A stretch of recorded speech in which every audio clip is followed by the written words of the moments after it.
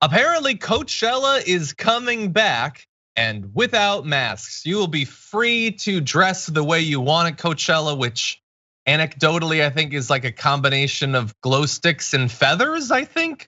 Maybe some body paint, but you won't have to wear a mask. You also will not have to provide proof of vaccination or even be tested for COVID-19, come as you are, disease and all. Now, on the website for Coachella, they do have a warning about COVID-19 being an extremely contagious disease. They're just not doing anything to stop its spread, like literally anything.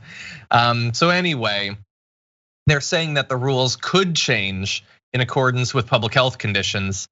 As of right now, it's still pretty rough. I mean, we got like still way over 2,000 people dying every day. The expectation is that that will go down, but we also know that these waves are cyclical, Dan. So I don't know, it seems like a bit of a risky strategy by Coachella there.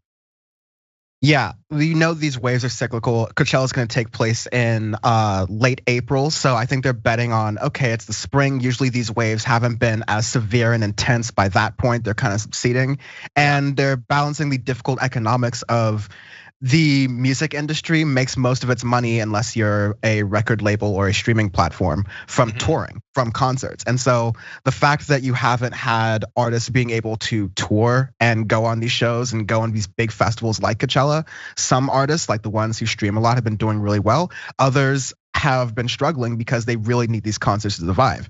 At the same time, most of those artists are also like, yo, I'm not trying to kill my fans and put them in situations where they could face harm by coming to my shows. Never mind Travis Scott. But I'm really definitely concerned with what could be happening here with Coachella lifting the mask mandates. That being said, LA lifted their outdoor mask mandate. This is going to be an outdoor festival.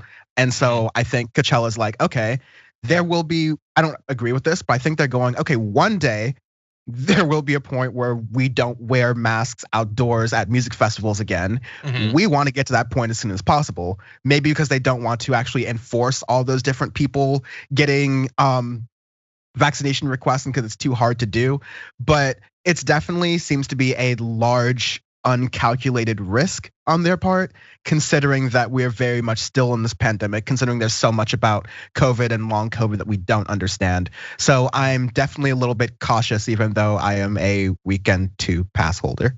And oh, you're going, okay.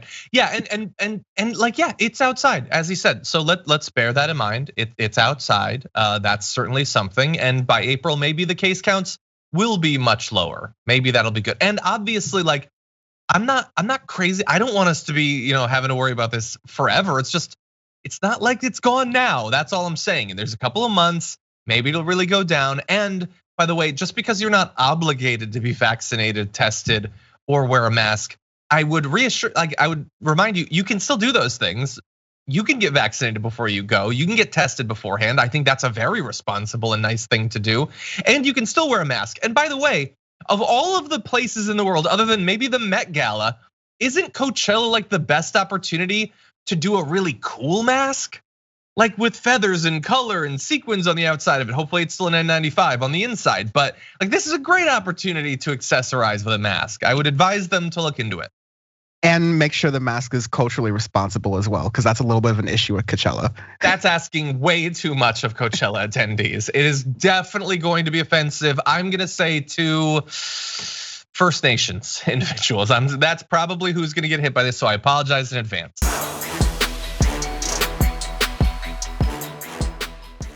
Check out the Damage Report podcast each day, wherever you get your podcasts, whether Pocket Casts or Stitcher or iTunes. You can join me as I give you the news and stories you want, with a range of co-hosts and interview guests jumping in on the fun each day. Again, that's the Damage Report, wherever you get your podcasts. And if you get them at iTunes, don't forget to rate and review. Sometimes I'll read them live on the show.